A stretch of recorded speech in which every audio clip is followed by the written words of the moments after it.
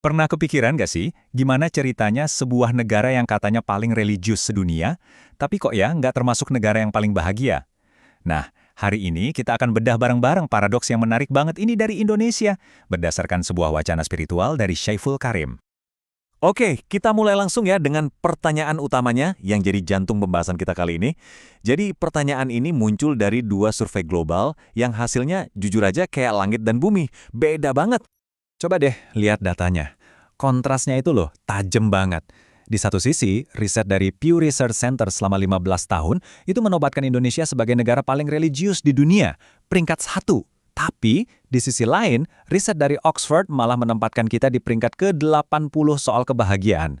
Jauh banget kan? Jadi, ada apa ini sebenarnya? Inilah misteri yang akan kita coba pecahkan sama-sama. Oke, untuk bisa paham paradoks ini, langkah pertama, kita harus ngerti dulu, apa sih yang dimaksud penelitian itu dengan religiositas? Jadi, gimana cara mereka ngukur religiositas? Gampang aja, surveinya itu cuma nanya dua hal.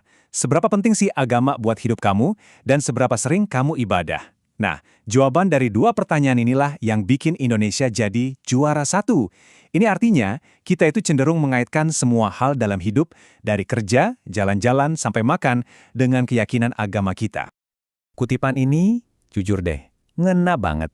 Syaiful Karim ngasih contoh yang kita banget.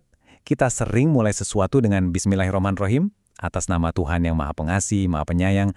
Tapi, baru beberapa menit di jalan, udah gampang banget kesulut emosi, klakson sana-sini. Nah, ini kan jadi pertanyaan penting. Saat itu, kita lagi mewakili sifat pengasihnya Tuhan, atau jangan-jangan ego kita sendiri? Dan ternyata ya, paradoksnya ini nggak cuma soal bahagia atau nggak bahagia. Coba kita lihat datanya lebih dalam lagi. Nah, slide ini ngasih gambaran yang lebih luas lagi. Religius nomor 1, tapi persepsi korupsinya juga tinggi banget, peringkat 115. Kita juga juara dunia loh dalam hal main HP. Dan yang lebih bikin miris, 65% dari kita itu gampang banget kemakan hoax. Jadi makin kelihatan kan, ada sesuatu yang nggak nyambung di sini.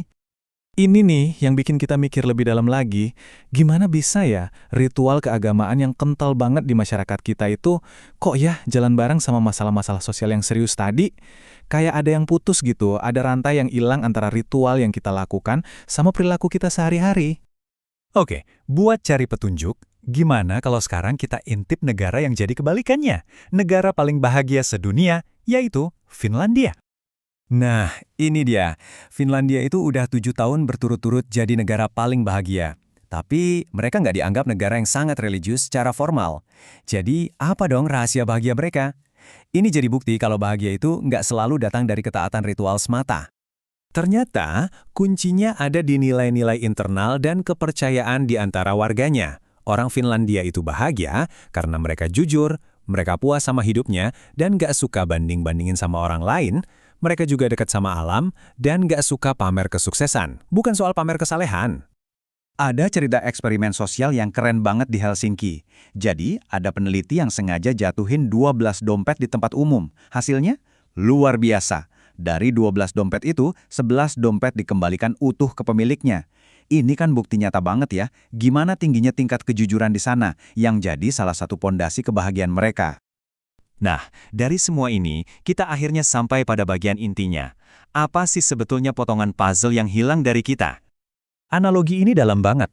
Pembicara mengibaratkan orang yang rajin ibadah tapi nggak bahagia, itu kayak sendok.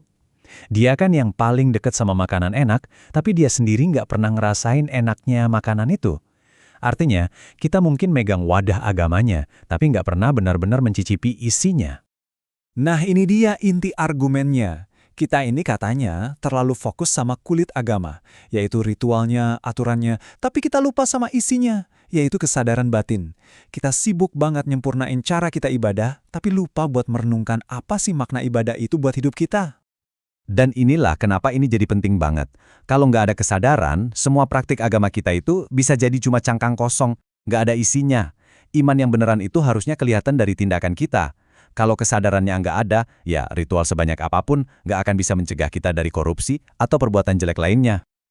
Terus solusinya gimana dong? Nah, pembicara ini menawarkan jalan ke depan yang sangat jelas. Kita perlu mulai bergeser. Dari yang tadinya cuma taat secara mekanis, menjadi paham secara mendalam. Ini ajakan untuk kita semua, untuk berubah dari sekedar pelaku ritual menjadi penikmat pengalaman spiritual yang sesungguhnya. Nah, sebagai penutup, mari kita renungkan pertanyaan ini bersama-sama. Jangan-jangan, selama ini kita terlalu sibuk memoles simbol-simbol agama, sampai kita lupa apa sebetulnya esensi yang diwakili oleh simbol-simbol itu? Mungkin ya, ukuran keimanan sejati itu bukanlah apa yang kita pamerkan keluar, tapi justru kesadaran yang kita tanam dan kita rasakan di dalam diri.